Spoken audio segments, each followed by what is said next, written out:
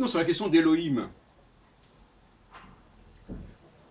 Le fait qu'on soit passé à la formule de Elohim, notamment tout simplement au premier chapitre de la Genèse, c'est un vrai scandale.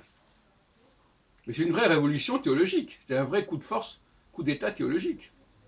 On ne parle plus de Yahvé comme le Dieu d'Israël, on dit l'ensemble des dieux. Elohim, c'est l'ensemble des dieux. Elohecha, c'est ton Dieu.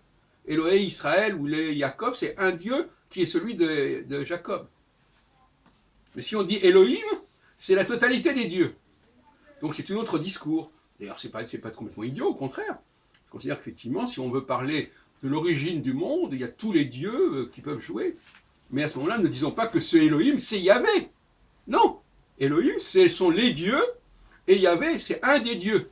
Voilà. C'est comme ça qu'il faut dire les choses. Et donc, on a le droit de dire Yahvé Elohecha. Oui. Tu aimeras ton Dieu, tu aimeras Yahvé ton Dieu. Mais Elohim ne veut absolument pas un synonyme de Yahvé. Elohecha, ça veut dire seulement, ben voilà, ce Yahvé, c'est ton Dieu. Les autres, ils ont d'autres dieux, d'autres Elohim. Alors, je voudrais parler maintenant de la question de la Genèse. Toujours est-il, Bara et Hashamayim vet haaretz. C'est intéressant. Pourquoi parle-t-on d'abord des cieux avant de parler de la terre? Pourquoi parle-t-on de l'homme ensuite? Parce que les cieux, c'est très important.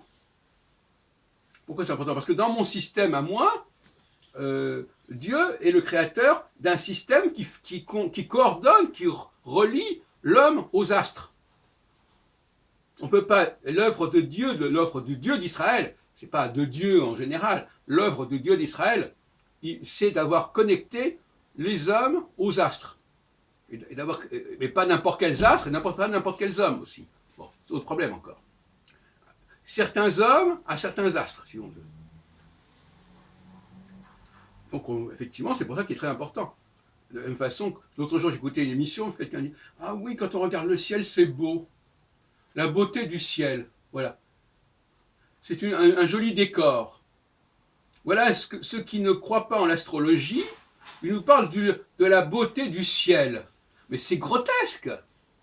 Hein? On n'est pas en train de parler de décoration ici. On n'est pas en train de parler d'un Dieu qui vous décore votre chambre. Le ciel joue un rôle central dans le fonctionnement de l'humanité. Ce n'est pas une simple décoration, comme on veut nous le faire croire. Encore on l'entend très souvent sur Internet. C'est absolument invraisemblable d'entendre des choses pareilles. C'est scandaleux.